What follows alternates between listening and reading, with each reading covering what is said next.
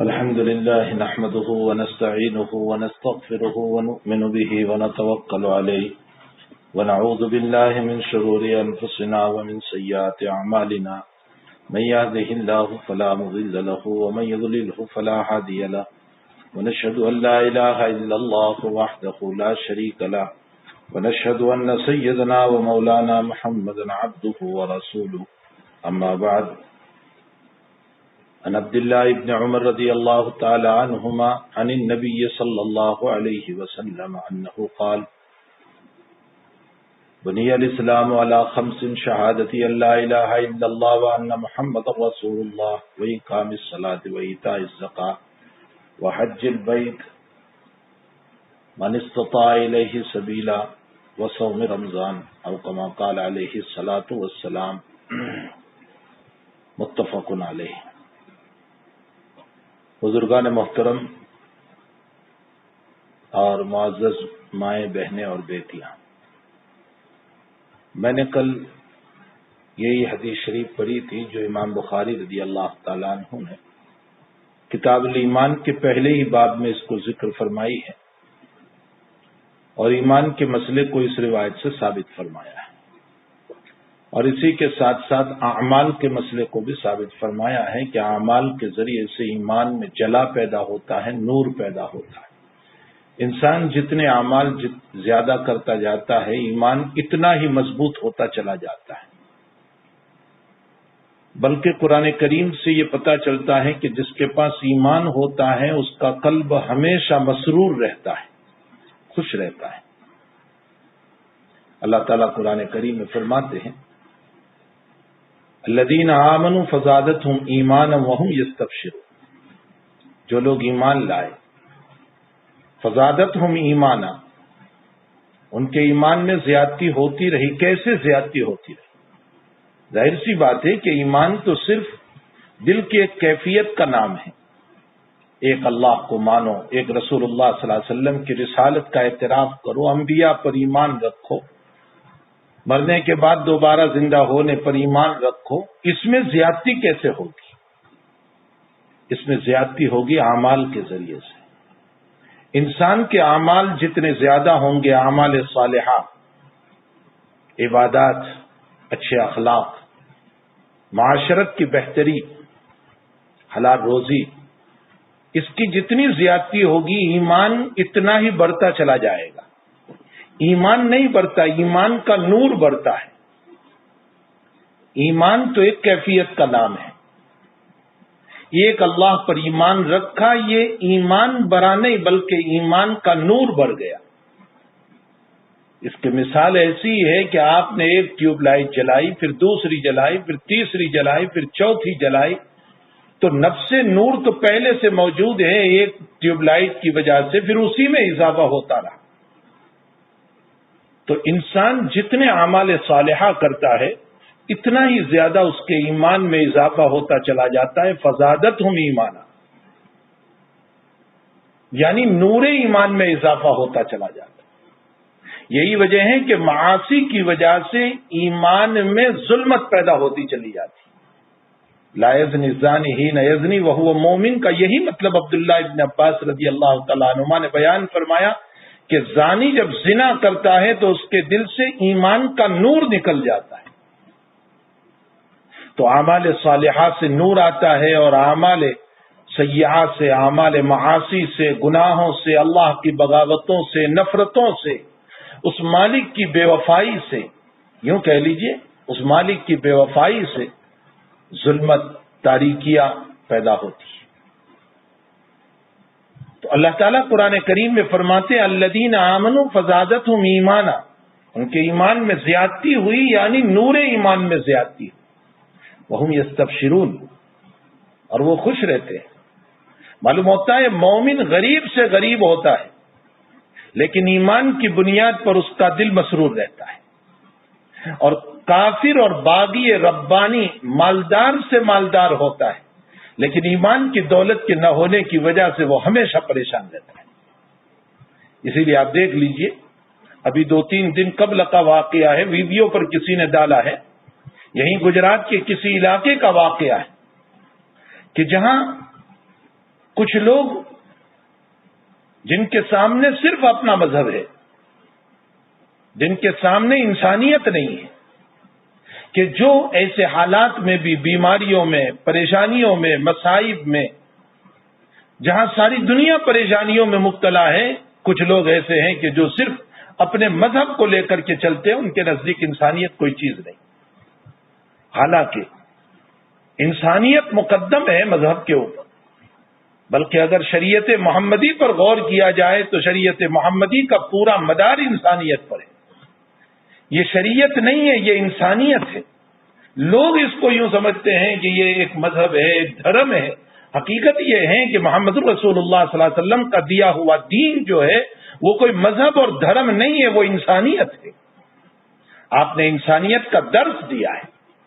کیا ایک اس اللہ کو، اس پالنہار کو، اس مالک کو ماننا انسانیت نہیں ہے؟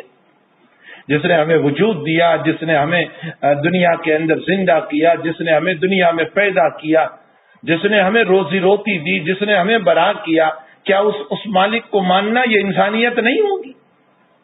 ظاہر سی بات ہے کہ میں میرے غلام میں، میرے نوکر میں، میرے مزدور میں پارٹنرشپ کو برداشت نہیں کر سکتا ہوں، تو پھر بھلا جس اللہ نے ماں کے پیٹ سے لے کر قبر کے پیٹ تک نعمتیں دی ہیں، پھر دنیا میں آ کر ہم اس رب کے ساتھ کسی اور کو پارٹنر بنائیں کہ یہ روزی دینے والا ہے، دنیا کا یہ انسان اور یہ معبود جو ہے بچہ دینے والا ہے اور یہ زندہ کرنے والا ہے اور یہ لکشمی دینے والا ہے اور یہ پیسے دینے والا ہے.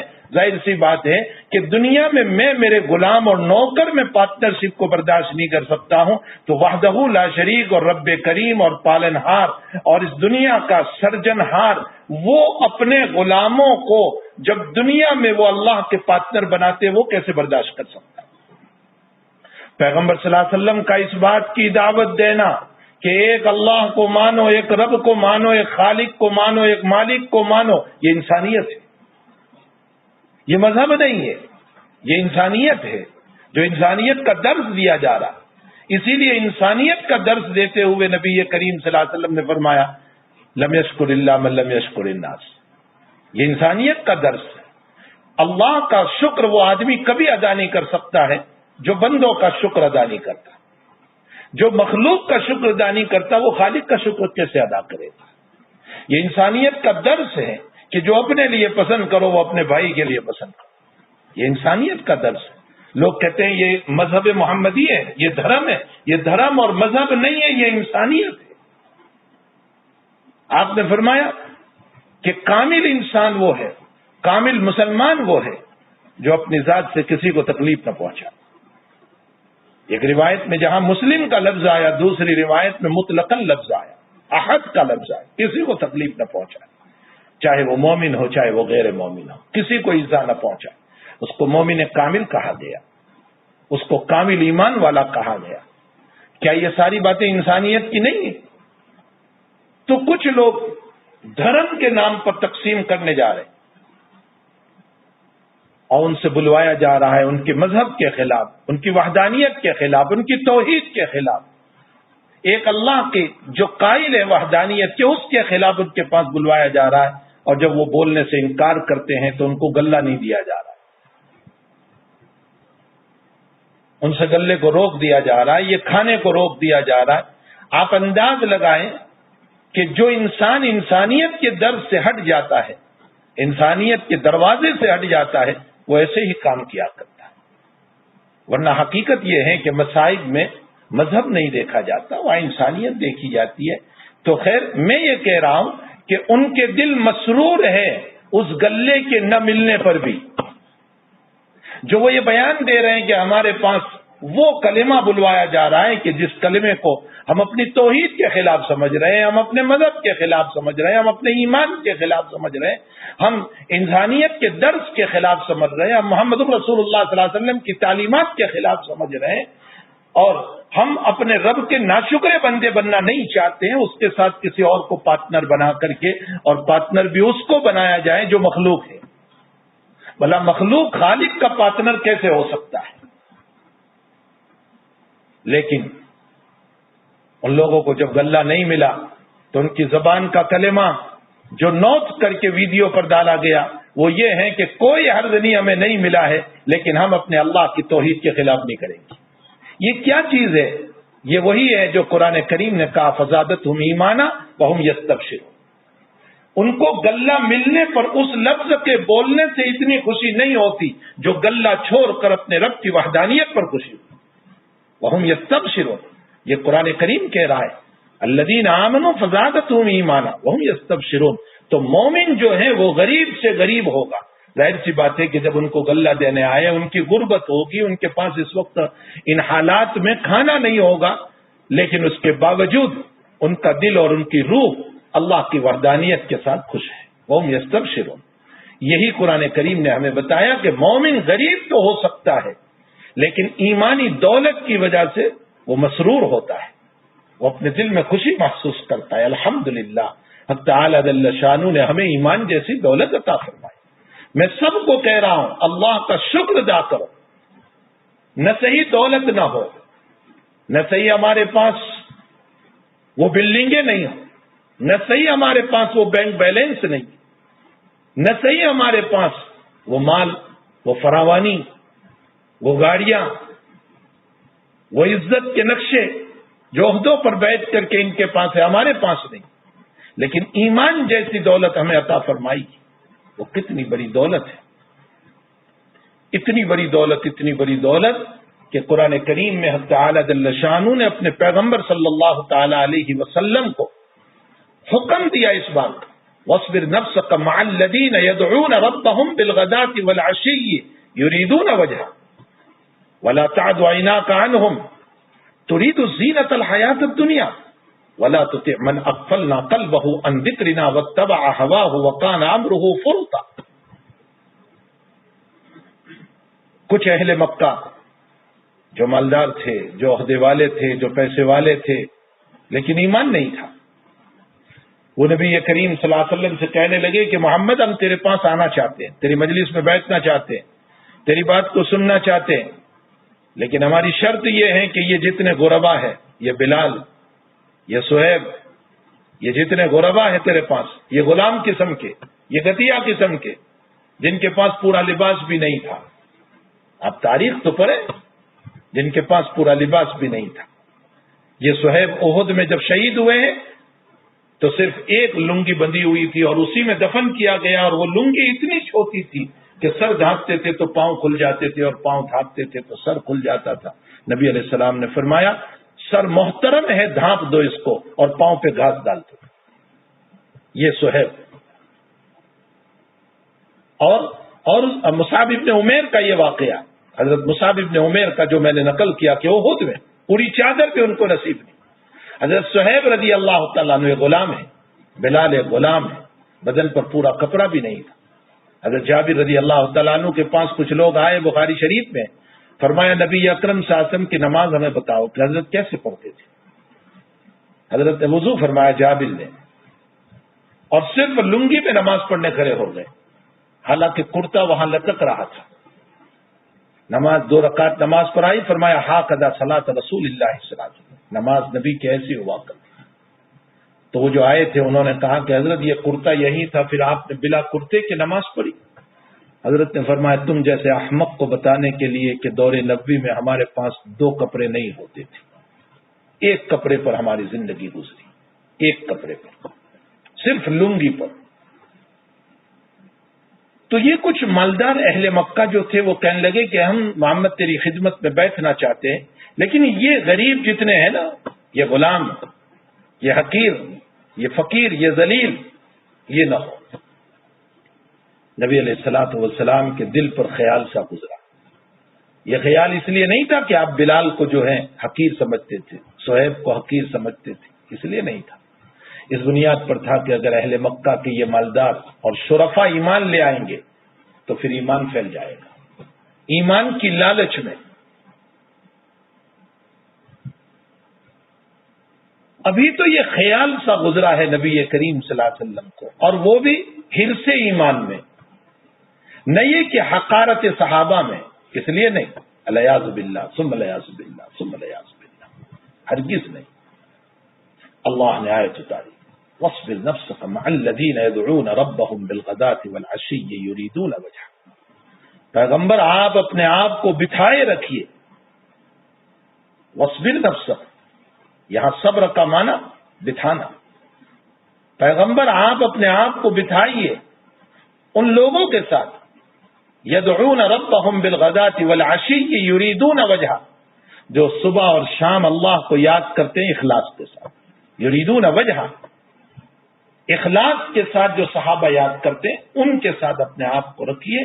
آپ حرص ایمان میں ان کو نہ ہٹائیے. یہ بلال، یہ صہیب، ان کو نہ ہٹائیے. یہ چاہے ایمان لائیں یا نہ لائیں، لیکن یہ مخلصین ہیں اور بڑے اعلیٰ درجے کے مخلص. وَلَا تَعْدُ عَيْنَاكَ عَنْهُمْ، پیغمبر تیری نظر تو ان سے ہٹنی بھی نہیں چاہیے. تريد زینت الحیات الدنیا، حالات قطعاً دل میں یہ بات نہیں تھی. حرص ایمان پر حضرت نبی علیہ الصلوۃ والسلام نے خیال سا گزرا. واللہ یرید الآخرہ. اور فرمائے کیا معلوم وہ ایمان قبول کریں یا نہ کریں، لیکن یہ تو ایمان قبول کیے ہوئے.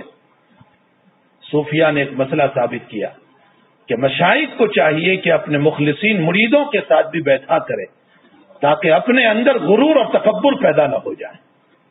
بہت زبردست مسئلہ مستنبط فرمایا کہ مشائخ کو چاہیے کہ اپنے مریدین کے ساتھ، بشرطے کہ وہ مریدین مخلص ہوں، ان کے ساتھ بیٹھا کریں تاکہ غرور اور تکبر ہم میں پیدا نہ ہو جائے اور سنت رسول ادا ہو جائے. نبی علیہ السلام کو حکم دیا کہ اپنے مریدوں کے ساتھ بیٹھو، اپنے طلباء کے ساتھ بیٹھو، اپنے ماننے والوں کے ساتھ بیٹھو. وَلَا تُطِعْ مَنْ أَغْفَلْنَا قَلْبَهُ عَنْ ذِكْرِنَا، اور آپ ان لوگوں کی باتوں کی اتباع نہ کیجیے جن کے قلوب کو ہم نے غافل کر دیا ہے ہمارے ذکر سے.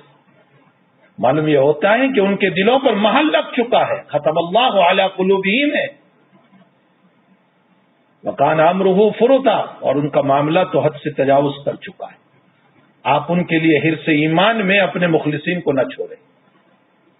یہاں سے صوفیہ نے ایک مسئلہ اور مستنبط فرمایا کہ جن کے بعد میں توقع کم ہو اصلاح کی تو ان کی وجہ سے اپنے مخلصین کو نہ چھوڑا جائے. جن کی اصلاح کی توقع کم ہو.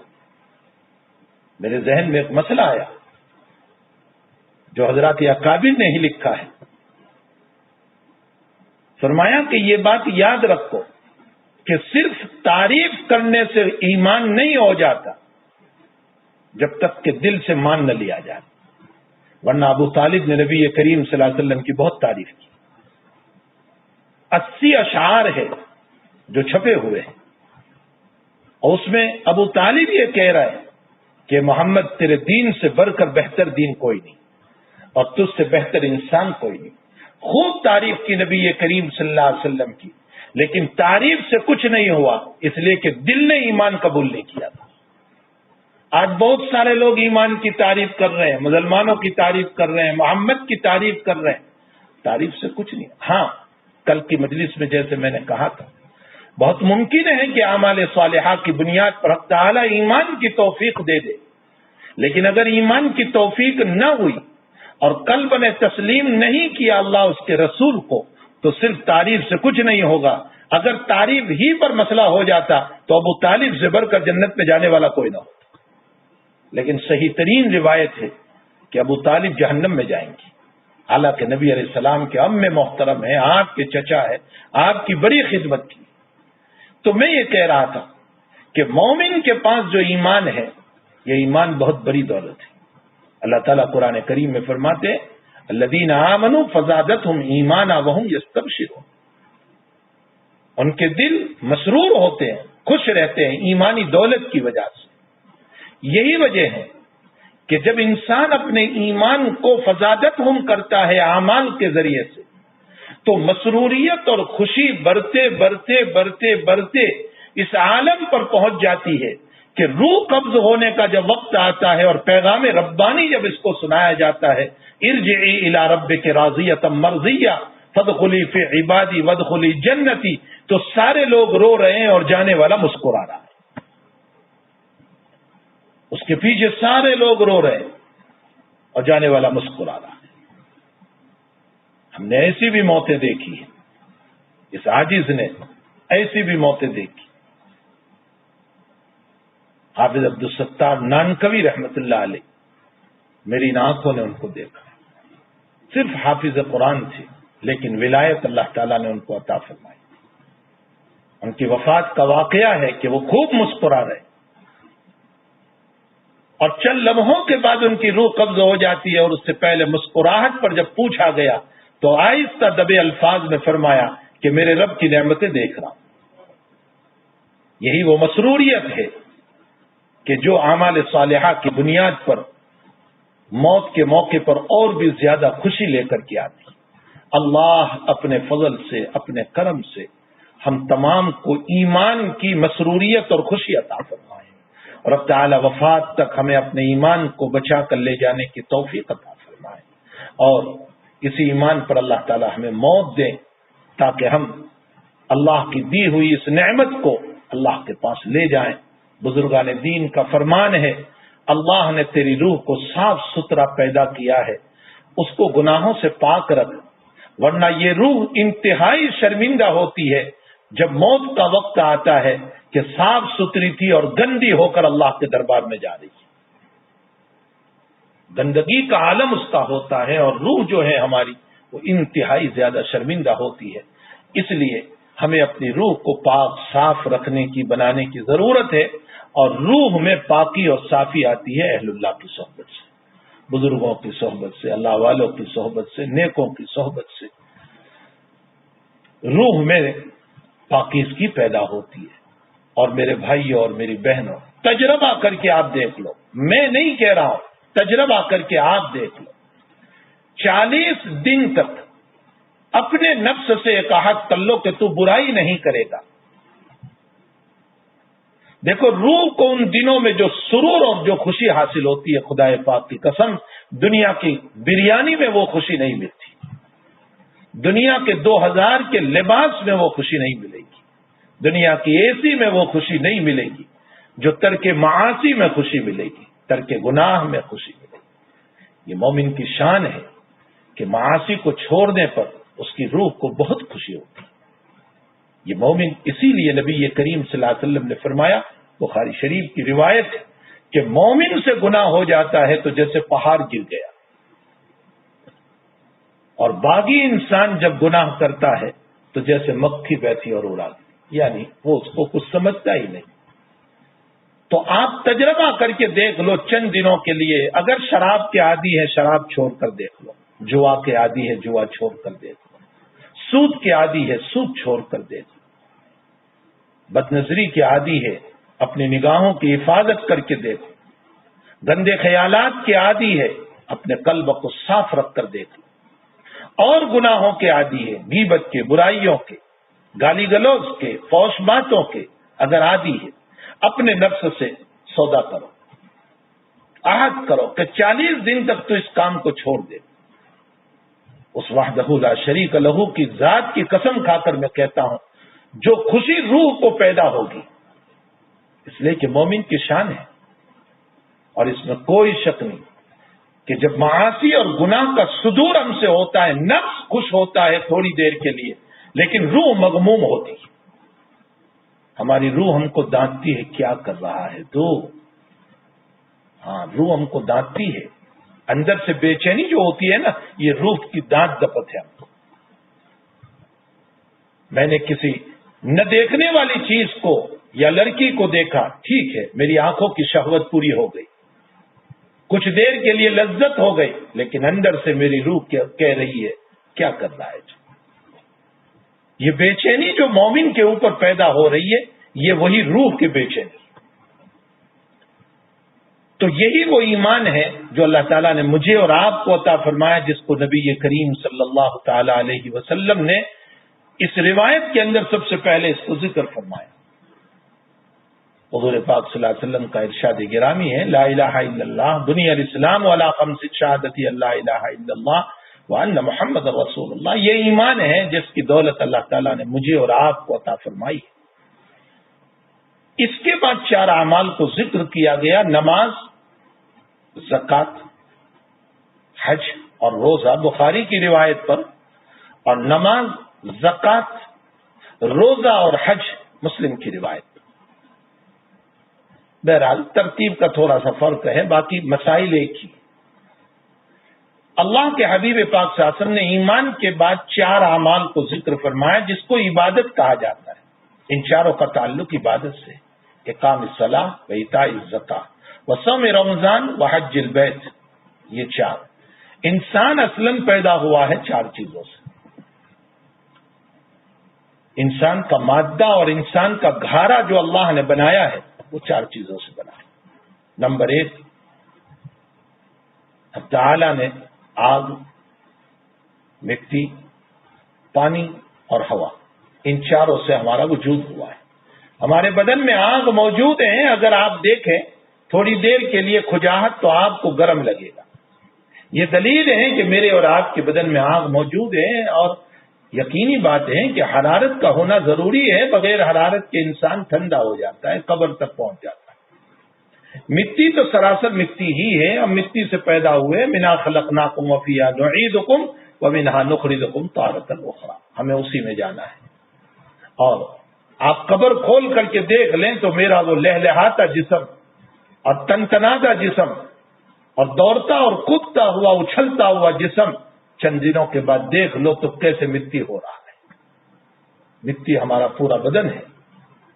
نمبر 3، اب تعالیٰ نے ہمیں پانی سے پیدا کیا، 24 گھنٹے پانی پر ہماری زندگی ہے، پانی کے بغیر تو ہم جی نہیں سکتے۔ اور نمبر 4 ہوا ہے، ہوا کے بغیر، آکسیجن کے بغیر ہم جی نہیں سکتے ہیں۔ تو یہ 4 چیزوں سے اللہ تعالیٰ نے ہمیں وجود عطا فرمایا۔ دنیا میں ہر چیز اپنی ایک خاصیت رکھتی ہے، یہ مسئلہ مسلم ہے کہ جو بھی چیز دنیا کی اٹھا لو اس کی ایک خاصیت ہے۔ فون ہے، اس کی اپنی ایک خاصیت ہے، ایک پتھر ہے، اس کی ایک خاصیت ہے، ایک گلاب کا پھول ہے، اس کی ایک خاصیت ہے، ایک چمیلی کا پھول ہے، اس کی ایک خاصیت ہے، ایک بدبودار چیز ہے، اس کی ایک خاصیت ہے۔ بقول حکیم الاسلام قاری طیب صاحب نور اللہ مرقدہ، اگر آپ یوں اشارہ کرو تو اس کی ایک خاصیت ہے کہ گویا میں غصے میں آپ کو مار رہا ہوں، اور اگر یوں اشارہ کرو تو گویا میں آپ کے سامنے جھک رہا ہوں۔ یہ ہاتھ کے اشاروں کا مطلب ہوا کرتا ہے۔ تو ہر چیز کی ایک خاصیت ہے۔ ظاہر سی بات ہے کہ ہماری آگ کی بھی ایک خاصیت ہے، ہماری مٹی کی بھی ایک خاصیت ہے، ہمارے پانی کی بھی ایک خاصیت ہے، اور ہماری ہوا کی بھی ایک خاصیت ہے۔ ان چاروں کی خاصیت ہے اپنی جگہ۔ آگ کی خاصیت غرور اور تکبر ہے۔ آگ کی حقیقت یہ ہے کہ اس میں کبر بھرا ہوا ہے، اور کبر کا عالم یہ ہے کہ آپ موم بتی سلگا کر الٹی کرو تو بھی اس کی شعائیں اوپر ہی جاتی، وہ نیچے نہیں جاتی، وہ اوپر ہی جاتی۔ گویا کہ وہ بزبان حال یہ کہہ رہے ہیں کہ تو الٹی کر دے تو بھی میں اوپر ہی جاؤں۔ یہی وہ چیز ہے جو شیطان نے اور ابلیس نے دربار رب میں پیش کی تھی۔ خلقتنی من نار و خلقتہ من طین، تو نے مجھ کو آگ سے پیدا کیا، اور یہ آدم مٹی سے پیدا ہوا۔ آگ اوپر کو اٹھتی ہے، مٹی اوپر سے نیچے کو آتی ہے، اوپر ڈالو تو بھی نیچے آتی ہے۔ تو ظاہر سی بات ہے کہ جو نیچے والی چیز ہے اس کو اوپر والی چیز سجدہ کیسے کر سکتی؟ یہ اس کا کبر تھا، یہ اس کا تکبر تھا۔ تکبر عزازیل را خار کر زندہ نے لعنت گرفتار کر۔ شیخ سعدی رحمت اللہ علیہ فرماتے ہیں تکبر عزازیل را خار کر، تکبر نے شیطان کو ذلیل کر دیا۔ جو متکبر ہوتا ہے وہ ذلیل ہوتا ہے۔ بزندہ نے لعنت گرفتار کر، اور لعنت کے قید خانے میں گرفتار ہو گیا، یعنی ساری دنیا اس پر لعنت کر رہی ہے، ساری کائنات کا مالک اس پر لعنت کر رہا ہے، سارے لوگ اس پر لعنت کر رہے ہیں۔ بزندہ نے لعنت گرفتار کر۔ تکبر کہتے ہیں کس کو؟ مسلم شریف کتاب الایمان میں ہے، ایک صحابی رضی اللہ تعالیٰ عنہ فرماتے ہیں کہ اللہ کے حبیب پاک صلی اللہ علیہ وسلم مجھے اچھے جوتے پہننا پسند ہے، کیا یہ بھی تکبر ہے؟ مجھے اچھے کپڑے پسند ہیں، کیا یہ بھی تکبر ہے؟ حضرت نے فرمایا نہیں، یہ اپنی طبیعت ہے۔ بعض انسان کی طبیعت ہوا کرتی ہے نظافت کے ساتھ رہنا، ستھرائی کے ساتھ رہنا، اچھی چیز کا استعمال کرنا.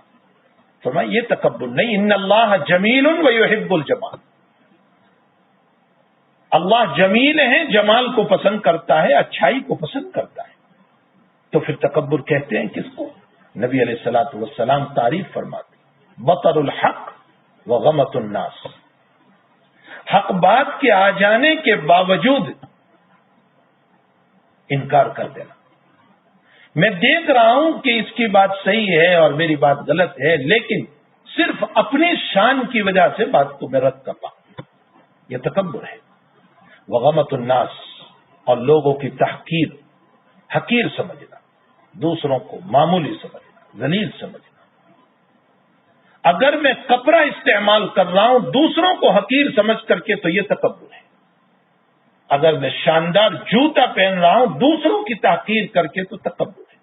باقی میری طبیعت کے اعتبار سے کہ مجھے اچھا کپڑا پسند ہے، مجھے اچھا جوتا پسند ہے، کسی کی تحقیر نہیں ہے، مد نظر کوئی دوسرا نہیں ہے، یہ تکبر نہیں ہے. یہ نبی علیہ الصلوۃ والسلام نے فرمایا ان اللہ جمیل یحب الجمال.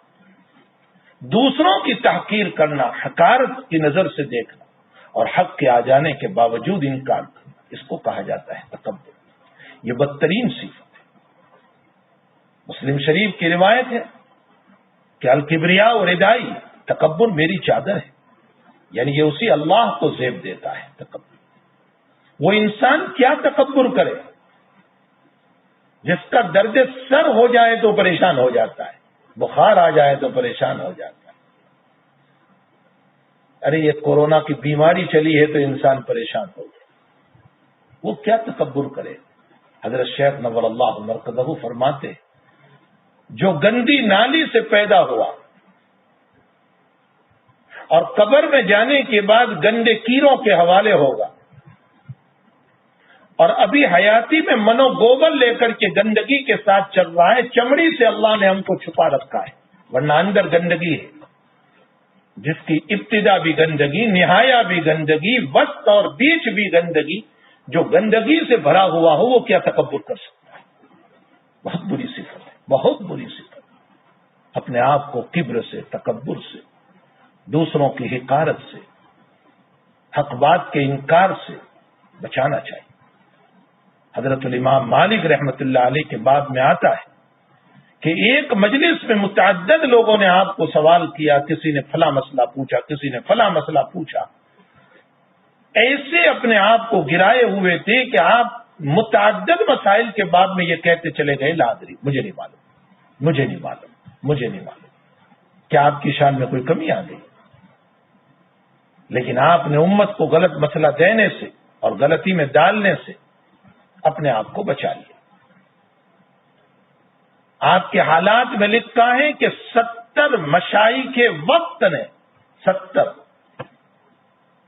اردو کا یعنی 70 مشائخ کے وقت نے جب آپ کو فتویٰ دینے کی اجازت دی تب آپ نے فتویٰ دینا شروع کیا، اس سے پہلے نہیں.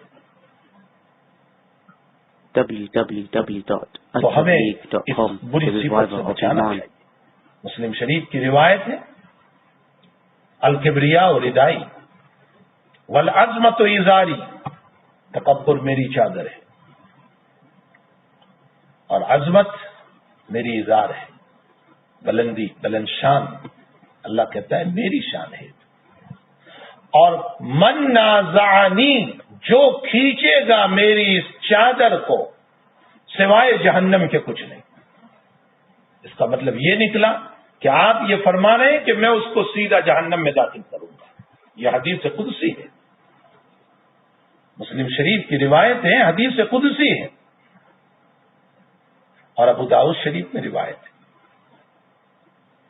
بلکہ خود بخاری شریف میں روایت ہے کہ ایک آدمی تکبر کی بنیاد پر شریعت من قبلنا میں، پہلے کی شریعت، اپنے پجامے کو، اپنی لنگی کو، اپنے تہبند کو، جو بھی اس نے پہنا ہوگا، ٹخنوں سے نیچے لٹکایا تھا تکبر کی وجہ سے.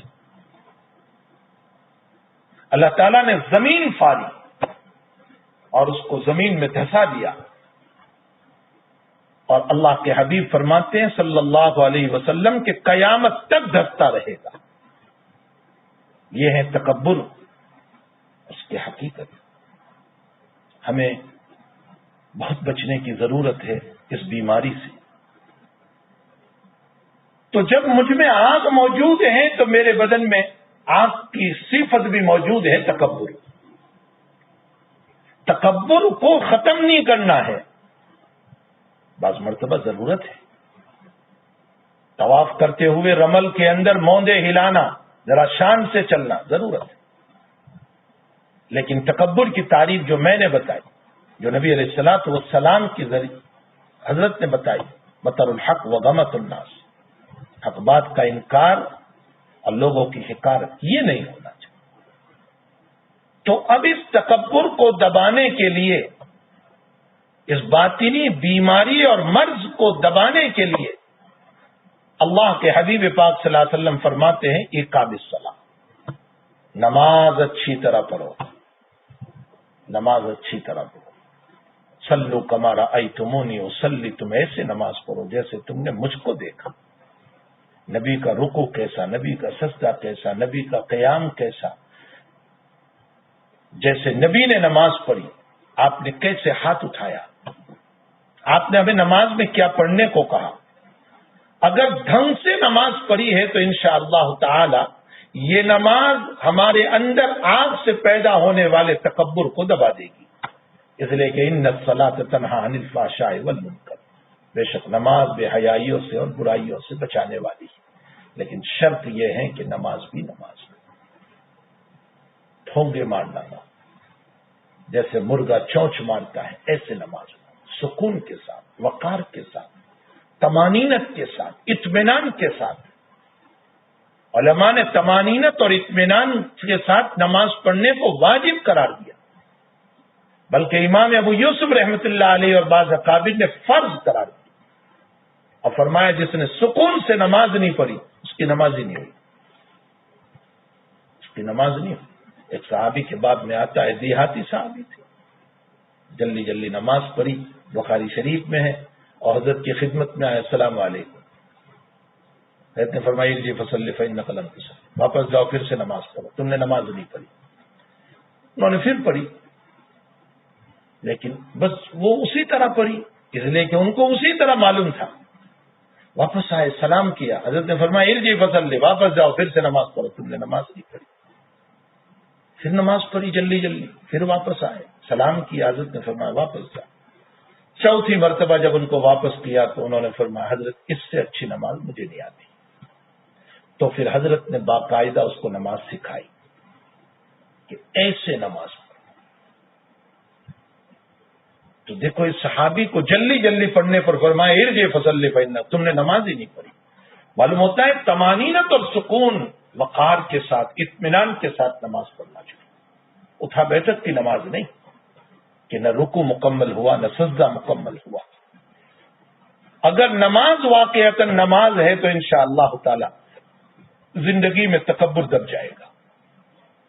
اس لیے ایمان کے بعد نماز کو ذکر کیا گیا. وجہ اس کی یہ ہے کہ ایمان کا، نماز کا سب سے اعلیٰ رکن سجدہ ہے، اور تواضع کی سب سے بڑی نشانی جو ہے وہ سجدہ ہے. اور جس نے سجدہ کر لیا سمجھ لیں کہ تواضع آ گیا، اور جب تواضع آ گیا تو تکبر نہیں رہ سکتا. یہ ہو نہیں سکتا کہ اس کی زندگی میں تکبر آئے. انسان کے اندر دوسرے نمبر پر مٹی بھی ہے، میرے آپ کے بدن میں مٹی موجود ہے، اور مٹی کی خاصیت ہے بخیلی. مٹی بڑی بخیل ہے. اللہ تعالیٰ نے بڑے خزانے اس میں رکھے، سونا، چاندی، گول، نہ معلوم کیا کیا خزانے اس کے اندر اللہ تعالیٰ نے رکھے ہیں. لیکن اس کا حال یہ ہے کہ جب تک اس پر مشینیں نہ چلائیں، JCB نہ چلائیں، اور جب تک بڑے بڑے کھڈے نہ کیے جائیں، اس کو فارا نہ جائے، وہاں تک وہ کچھ دینے کے لیے خود سے تیار نہیں. اسی مٹی سے ہم پیدا ہوئے ہیں، تو ہماری طبیعت میں بھی بخیلی ہے، کوئی انکار نہیں کر سکتا کہ بخیلی نہیں. لیکن بخیلی بدترین بیماری ہے. بخل وہ بیماری ہے جو انسان کو زکات سے روکتی ہے، جو صدقہ سے روکتی ہے، جو عطیات سے روکتی ہے، جو لوگوں کا قرض ادا کرنے سے روکتی ہے، جو بیوی بچوں کے حقوق ادا کرنے سے روکتی ہے، جو اخلاق حسنہ سے روکتی ہے۔ ہاں، بخل کا اثر جو ہے نا اخلاق پر بھی پڑتا ہے۔ امام غزالی رحمۃ اللہ علیہ نے احیاء العلوم میں بہت سارے بخیلوں کے واقعات نقل کیے، حکایات عن البخلاء، بہت سارے۔ اس میں ایک واقعہ نقل کیا ہے کہ ایک بخیل صاحب کی کسی نے دعوت کی اور بڑا شاندار کھانا بنایا۔ چونکہ وہ بخل کی وجہ سے اپنے گھر پہ اچھے کھانے نہیں کھاتا تھا، بخل تھا اس کا، اسی لیے اپنی ذات پر بھی خرچ نہیں کرتا تھا۔ پرائے کے دسترخوان پر خوب کھایا اور اتنا کھایا کہ سانس پھولنے لگا، خطرہ ہوا کہ جان نہ نکل جائے۔ حکیم اور ڈاکٹر کو بلایا گیا تو ڈاکٹر نے کہا آسان مسئلہ ہے، کوئی حرج نہیں، آپ کہہ کر دیجئے، اگر آپ کو کہہ ہو گئی تو اس صورت میں یہ کھانا نکل جائے گا، آپ کا سانس لینا آسان ہو جائے گا، تو موت کے مسئلے سے آپ بچ جاؤ۔ اس نے کہا یہ نہیں ہو سکتا ہے، جان دے دوں گا لیکن کہہ نہیں کروں گا، اس لیے کہ اس سے اچھا کھانا مجھے کبھی نہیں ملا۔ یہ خود امام غزالی رحمۃ اللہ علیہ نے احیاء میں یہ واقعہ نقل کیا۔ ایک صاحب کے بخل کا واقعہ امام غزالی نے نقل فرمایا کہ اپنے دسترخوان پر بیٹھا ہوا تھا اور ایک بیچارہ غریب آ گیا، لیکن وہ عالم تھا۔ اس کے دسترخوان پر انجیل تھی۔ جیسے ہی اس نے اس غریب کو آتے ہوئے دیکھا تو کپڑا ڈال دیا،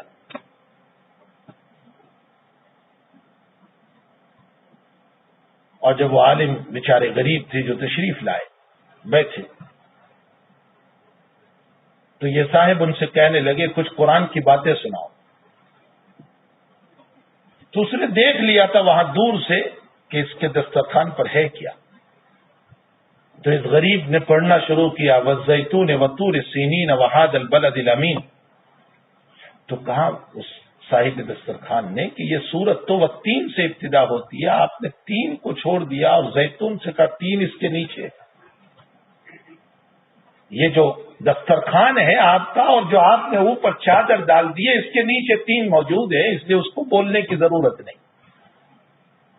بہرحال امام غزالی نے اس طرح بخل کے واقعات نقل کیے ہیں جو اپنی ذات پر بھی خرچ نہیں کرتے۔ میں صرف اس سے یہ بتانا چاہتا ہوں کہ بخل کا اثر اپنی طبیعت پر بھی پڑتا ہے، اخلاق حسنہ پر بھی پڑتا ہے۔ جابر بن عبداللہ رضی اللہ تعالیٰ عنہ فرماتے ہیں کہ حضور پاک صلی اللہ علیہ وسلم نے مجھے یوں کہا تھا کہ جابر اگر مال غنیمت کہیں سے آیا تو میں تجھے اتنا اتنا اتنا دوں گا، یعنی 3 مرتبہ۔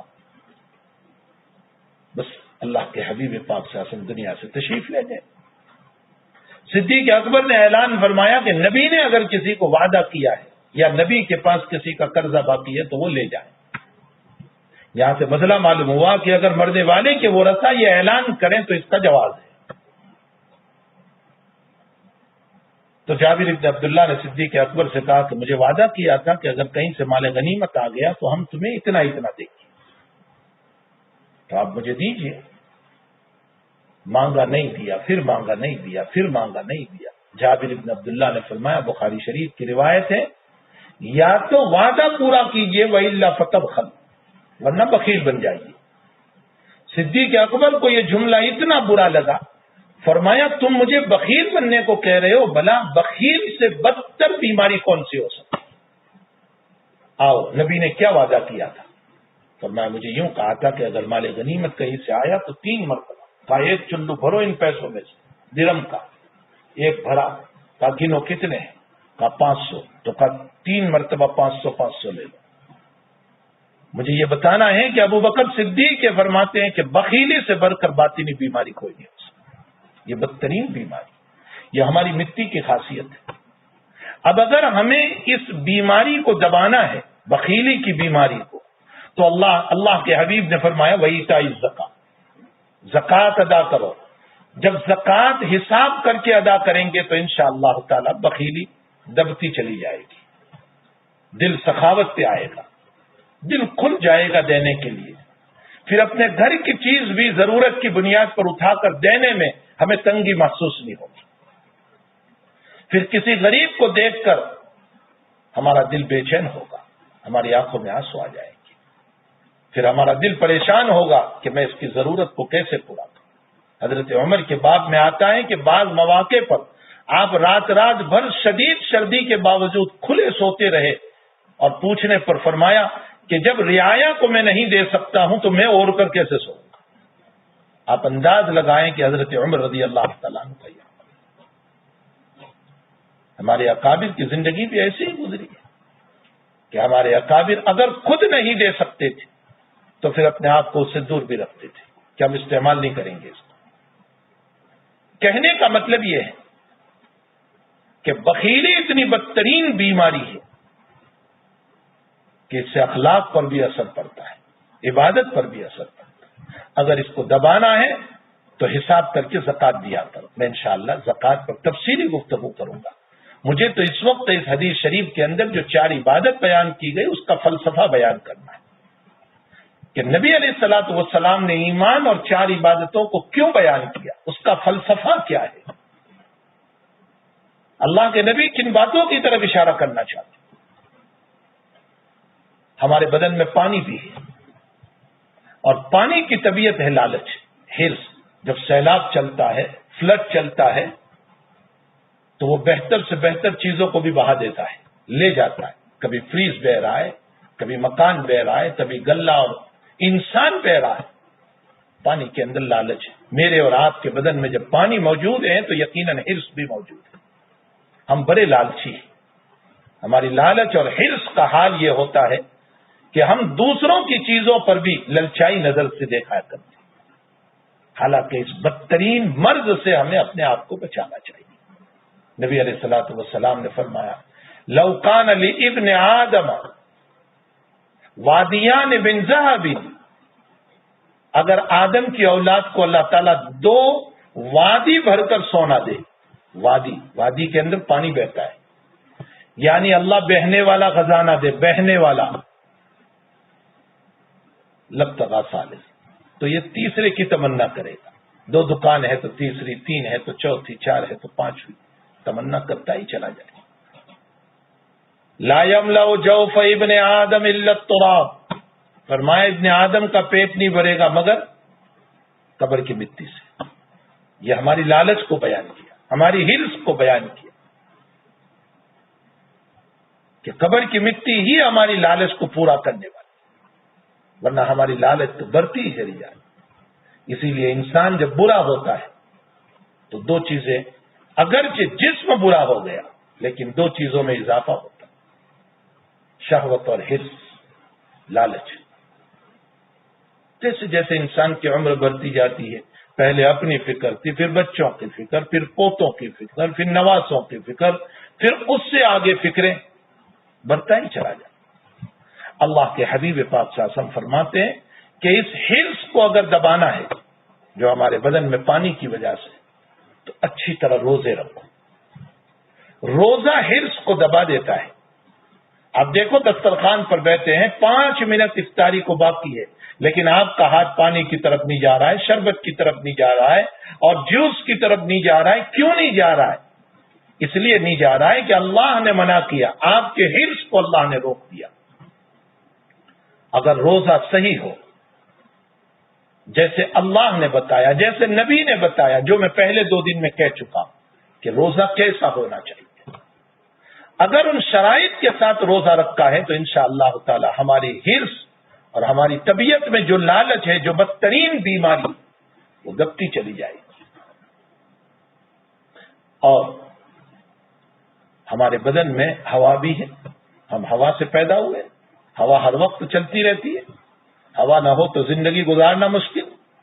اور ہوا کی خاصیت ہے انانیت، شان، برائی، عجب، اپنی جگہ پر دوسروں کو پسند نہ کرنا.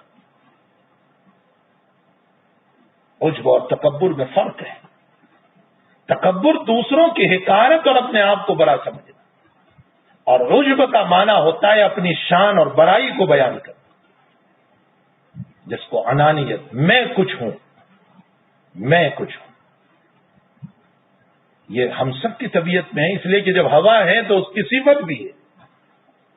اسی لیے آپ دیکھیں کہ ایک بال ہے، گیند ہے، اس میں ہوا بھری ہوئی ہے.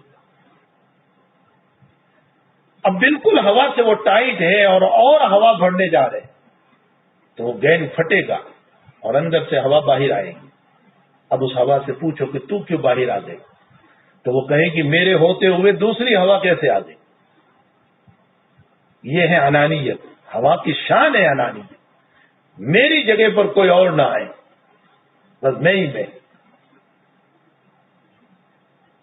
میرے اور آپ کے بدن میں جب ہوا موجود ہے تو ظاہر سی بات ہے کہ ہوا کی خاصیت بھی موجود ہے انانیت. میں کچھ ہوں. بہت مشہور ہے جملہ آئی ایم سم تھنگ, میں کچھ ہوں. اگر اس شان کو مٹانا ہے تو اللہ کے نبی فرماتے وحج البیت من استطاع الیہ سبیلا, حج کرو اس طرح پر جیسے نبی کریم صلی اللہ علیہ وسلم نے حج کیا. جیسے اللہ کے نبی کا حج تھا ویسے حج کرو. تو حج کی وجہ سے ساری شان ختم. یہاں سے اللہ ہم کو اٹھا کے لے گیا حرم, لیکن وہاں بھی پہچاننے والے مل گئے, بیگ اٹھانے والے مل گئے, جوتے اٹھانے والے مل گئے, عزت کرنے والے مل گئے.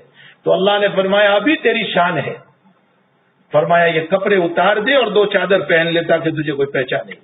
ایک امیر اور غریب سب برابر, بادشاہ اور رعایا سب برابر, کوئی فرق. اب کوئی پہچانتا نہیں. طواف میں کوئی مار بھی رہا ہے, کوئی دھکے دے رہا ہے, کوئی کیا کر رہا ہے, کوئی کیا کر رہا ہے. ساری شان ختم ہو جاتی. اگر حج کے بعد شان ختم کر کے آئے ہیں تو سمجھ لو کہ حج کی حقیقت ملی. اور اگر وہی شان لے کر کے آئے کہ میں بھی کچھ ہوں تو اس صورت میں حقیقت یہ ہے کہ حج کی حقیقت حاصل.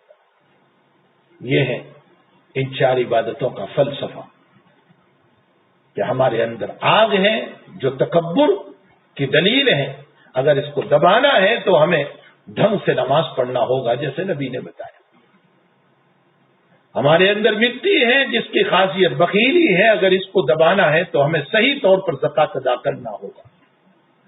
ہمارے اندر پانی ہے جس کی صفت اور شان اور خاصیت یہ ہے کہ حرص اور لالچ ہے ہمارے بدن میں. اگر اس کو دبانا ہے تو شان رسالت اور نبی کے احکام کے مطابق روزے رکھنا ہوگا.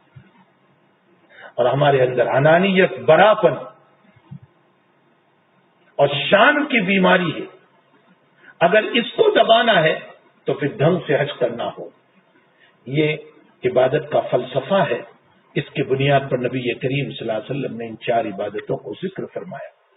تو ایک تکبر کو دبانا ہوا, ایک بخل کو دبانا ہوا, ایک حرص کو دبانا ہوا, اور ایک شان اور بڑے پن کو دبانا ہوا. اور دنیا کے سارے فتنوں کی بنیاد یہی 4 چیزیں ہیں.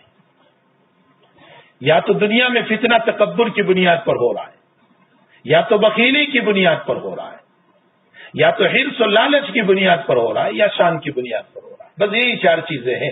ساری دنیا کے فتنوں پر آپ نظر دوڑا لو, چاہے وہ حکومت کا مسئلہ ہو چاہے وہ چھوٹا مسئلہ ہو, سارے مسائل کی بنیاد یہ 4 چیزیں ہیں. تو نبی نے ان 4 عبادتوں کو ذکر کر کے اشارہ کیا کہ اگر تم 4 عبادتوں کو کرو گے تو دنیا سے فتنہ ختم ہو جائے گا اور امن نصیب ہو جائے گا, چین اور سکون نصیب ہو جائے گا. معلوم ہوتا ہے کہ عبادتوں کا بڑا زبردست فلسفہ ہے. حق تعالی جل شانہ ہمیں ڈھنگ سے عبادت کرنے کی توفیق عطا فرمائے, نماز کی, زکات کی, حج کی اور روزے کی, تاکہ ہمارے اندر سے یہ برائیاں دور ہوں, اور جب برائیاں دور ہوگی تو دنیا میں امن قائم ہوگا. اللہ جل شانہ ہم تمام کو اس پر عمل کی توفیق عطا فرمائے. وصلی اللہ علی النبی الکریم برحمتک یا ارحم الراحمین. آج بھی کچھ اطلاع ملی ہے, بلکہ میسج مجھے بھیجا گیا ہے کہ UK میں لندن میں جو مسجد ہے اختر لین کی مسجد, ماشاءاللہ وہ بھی دن کے اسی بیان کو ریکارڈ کر کے اپنے مسجد میں رکھ رہے ہیں, اور ایک بڑا طبقہ اپنے گھروں میں بیٹھ کر کے سن رہا ہے. اللہ سب کو جزائے خیر عطا فرمائے کہ آپ نے مجھ جیسے نالائق اور عاجز کی بات کو سننا مناسب سمجھا. میں یہ سمجھتا ہوں کہ اب تعالی آپ لوگوں کے عمل کی بدولت اللہ میری مغفرت کرے گا, ورنہ مجھے میرے اعمال پر اتنا اعتماد نہیں ہے جتنا کہ آپ لوگوں کی توجہات پر مجھے اعتماد ہے کہ کسی ایک کو بھی اللہ جل شانہ نے عمل کی توفیق عطا کر دی تو ممکن ہے کہ اس عاجز کا بیڑا پار ہو جائے گا. اللہ مجھے بھی اور آپ سب کو بھی ان 4 باطنی بیماریوں سے اللہ ہم سب کی حفاظت فرمائے. وصلی اللہ علی نبی الکریم الحمد للہ رب العالمین والعاقبۃ للمتقین والصلاۃ والسلام علی سید الانبیاء والمرسلین وعلی آلہ وصحبہ اجمعین. اللهم ربنا آتنا في الدنيا حسنة وفي الآخرة حسنة وقنا عذاب النار. اللهم وفقنا لما تحب وترضى من القول والعمل وجنبنا الفواحش والمعاصي والخطايا والزلل. اللهم ربنا ظلمنا أنفسنا وإن لم تغفر لنا وترحمنا لنكونن من الخاسرين. اللهم تقبل صيامنا وقيامنا. اللهم تقبل تلاوتنا ودعاءنا. اللهم ربنا لا تزغ قلوبنا بعد إذ هديتنا وهب لنا من لدنك رحمة إنك أنت الوهاب. اللهم نقي خطايانا كما ينقى الثوب الأبيض من الدنس. اللهم تجاوز عن أمة محمد صلى الله عليه وسلم. اللهم ارحم على أمة محمد صلى الله عليه وسلم. اللهم اغفر لأمة محمد صلى الله عليه وسلم. اللهم إنا نسألك من خير ما سألك منه نبيك ورسولك محمد صلى الله عليه وسلم ونعوذ بك من شر ما استعاذ منه نبيك ورسولك محمد صلى الله عليه وسلم.